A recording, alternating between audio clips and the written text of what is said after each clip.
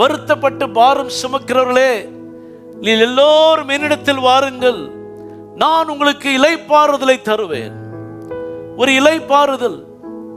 ஒரு டென்ஷனா இருக்கும் பாருங்க, சில மைண்ட் டென்ஷனாவே தூங்கி டென்ஷனாவே என்ன பண்ணுவாங்க, எழுந்திருப்பாங்க. மனசுல ஒரு கலக்கம் இருந்து கொண்டே இருக்கும், ஒரு கவலை, பாரம், வெட்டி வெசனம், இது அப்படி இருந்துகிட்டே இருக்கும் பாருங்க. அதுக்கு தான் ஆண்டவர் சொல்றாரு, வருத்தப்பட்டு பாரம் சுமக்கிறவர்களே, நீங்கள் எல்லோரும் எங்க வாங்க, என்னிடத்தில் வாருங்கள், நான் உங்களுக்கு இளைப்பாறுதல் தருவேன். இந்த பரிசுத்தமுள்ள தெய்வம் உங்களுக்கு இளைப்பாறுதலை கொடுக்கும். ஒரு பிரச்சனை போ, இன்னொரு பிரச்சனை வரும், இப்படி பிரச்சனையை சந்தித்துக் கொண்டே இருப்பீர்கள் வாழ்க்கையில. ஆனால் வேதம் சொல்லுகிறது, இந்த பரிசுத்தம் உள்ள தேவனை நீங்கள் சந்திக்கும் பொழுது, இந்த பரிசுத்தம் உள்ள தேவனை விசுவாசிக்கும் பொழுது, இந்த பரிசுத்தம் உள்ள தேவனை நீங்கள் ஏற்றுக்கொள்ளும் பொழுது, இந்த தெய்வம் உங்களுக்கு இளைப்பாறுதலை கொடுக்கும்.